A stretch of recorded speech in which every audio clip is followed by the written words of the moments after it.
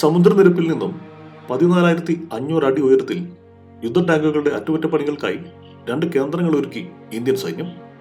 ലോകത്തിലെ തന്നെ ഏറ്റവും ഉയരത്തിലുള്ള ടാങ്കുകളുടെ അറ്റകുറ്റപ്പണികളുടെ കേന്ദ്രമാണ് ഇപ്പോൾ ഇത്. കിഴക്കൻ ലഡാക്കിലെ ചൈനീസ് അതിർത്തിയോട് ചേർന്നുള്ള ന്യോമിലാണ് സൈന്യം ടാങ്ക് റിപ്പയർ കേന്ദ്രങ്ങൾ ആരംഭിച്ചിരിക്കുന്നത്. ചൈനയുമായുള്ള അതിർത്തി തർക്കങ്ങൾ നിലനിൽക്കുന്ന ഈ പ്രദേശത്ത് 500-ലേറെ യുദ്ധ ടാങ്കുകൾ ഇന്ത്യൻ സൈന്യം എത്തിച്ചിട്ടുണ്ട്. ടാങ്കുകൾക്ക് പുറമെ BMP കോമ്പാക്ട് വെഹിക്കിളുകളും ഇന്ത്യൻ നിർമ്മിത ക്വിക്ക് റിയാക്ഷൻ ഫൈറ്റിംഗ് വെഹിക്കിളുകളും കിഴക്കൻ ലഡാക്കിൽ വിന്യസിച്ചിട്ടുണ്ട്. 2020 ഏപ്രിൽ മെയ് മാസങ്ങളിൽ ഇന്ത്യ ചൈന സൈന്യങ്ങൾക്കിടയിൽ നടന്ന സംഘർഷങ്ങൾക്ക് ശേഷമാണ് ഇന്ത്യ ഈ മേഖലയിൽ സൈനിക സാന്നിധ്യം അതിശക്തമാക്കിയത്. ഇതിന്റെ തുടർച്ചയാണ് ടാങ്കുകളടക്കമുള്ള കവചിത പ്രതിരോധ വാഹനങ്ങൾ കിഴക്കൻ ലഡാക്കിലേക്ക് എത്തിയതും ഇപ്പോൾ ടാങ്ക് അറ്റകുറ്റപ്പണികൾക്കായുള്ള കേന്ദ്രങ്ങൾ വരെ നിർമ്മിച്ചിരിക്കുന്നതും. 500-ലേറെ യുദ്ധ ടാങ്കുകളും സൈനിക വാഹനങ്ങളും കിഴക്കൻ ലഡാക്കിൽ ഉണ്ട്. ഇപ്പോൾ 2 ടാങ്ക് അറ്റകുറ്റപ്പണികൾക്കുള്ള കേന്ദ്രങ്ങൾ കൂടി ആരംഭിച്ച് ഈ മേഖലയിലെ പ്രവർത്തനം കൂടുതൽ എളുപ്പമാക്കുകയാണ് ഇന്ത്യൻ സൈന്യം.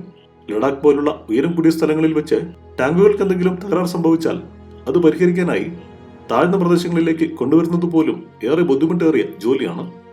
ലഡാക്കിലെ ന്യോമിലും DBU സെക്ടറിലെ DSDP റോഡിലുമായിട്ടാണ് 2 ടാങ്ക് റിപ്പയറിംഗ് കേന്ദ്രങ്ങൾ സൈന്യം സ്ഥാപിച്ചത്.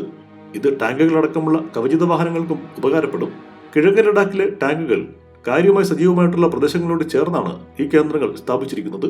T-90, T-72 ടാങ്കുകളും BMP സോവിയറ്റ് ടാങ്കുകളും മോട്ടാറുകളേക്കാൾ വലിയ പീരങ്കി ആയുധങ്ങളായ ഹോവിസ്റ്ററുകളും ലഡാക്കിനോട് ചേർന്നുള്ള ചൈനീസ് അതിർത്തിയിൽ പലയിടങ്ങളിലായി ഇന്ത്യൻ സൈന്യം വിന്യസിച്ചിട്ടുണ്ട്.